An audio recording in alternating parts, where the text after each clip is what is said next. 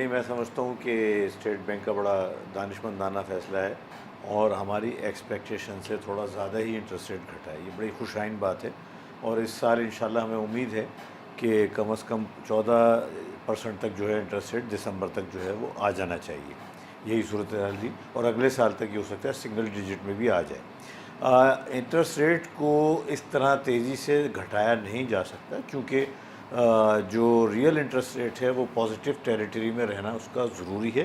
Otherwise جو investor ہے جن کے پاس پیسہ ہے وہ ڈالرائزیشن کی طرف جا سکتے ہیں.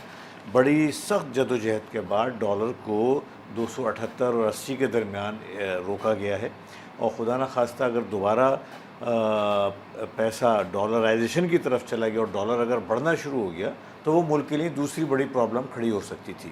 تو لہٰذا اس چیز کو مینیج کرنے کے لیے اسٹیٹ بینک نے جو ہے 2% کا جو ہمیں مناسب لگتا ہے فیصلہ، اور آئندہ انشاءاللہ ہمیں امید ہے اسی طرح یہ سلسلہ جاری رہے گا، وہ مناسب فیصلہ ہے. تو بھائی صنعت کار کیوں کہہ رہے ہیں کہ 500 بیسس پوائنٹ کی کمی کرنی چاہیے تھی، 400 بیسس پوائنٹ کی کمی کرنی چاہیے تھی؟ جب دانشمندانہ فیصلہ کیا تو بھائی صنعت کاروں کو بھی سپورٹ کرنا چاہیے اس فیصلے کو. نہیں، صنعت کار ایک سمجھ لیں اپنے ایک جذبے کو شو کر رہے ہیں، لیکن ٹیکنیکلی میں سمجھتا ہوں انہیں اس بات کو ریئلائز کرنا ہوگا کہ اگر اس وقت 5% اگر انٹرسٹ ریٹ گھٹ جاتا تو جن لوگوں کا پیسہ بینکوں میں رکھا ہے وہ پروفیٹیبل وینچر کی تلاش میں ڈالر کی طرف چلے جاتے، اور ڈالر اگر بڑھنا شروع ہوتا تو انفلیشن دوبارہ بڑھتا اور اگلی دفعہ مانیٹری پالیسی میں بجائے انٹرسٹ ریٹ کم کرنے کے 4% انٹرسٹ ریٹ بڑھانا پڑتا، جس سے صنعت کاروں کو زیادہ نقصان ہوتا.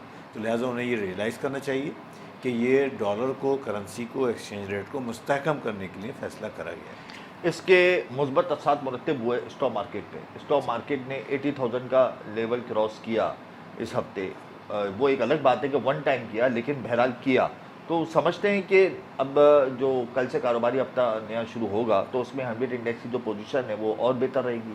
حمزہ، اس سے بھی زیادہ اہم خبر آپ کو IMF کے پلان کی آپ کہہ رہے ہیں. جی وہ آئی ہے اور اس کا انتظار تھا، اور وہ میں سمجھتا ہوں سرمایہ کاروں کو اس کو ویلکم کرنا چاہیے. خدا نخواستہ اس میں کوئی پرابلم ہوتی تو ملک بڑے گھمبیر مسائل میں پھنس جاتا، اور چونکہ اب انٹرسٹ ریٹ گھٹا ہے وہ ایک سرپرائز خبر تھی.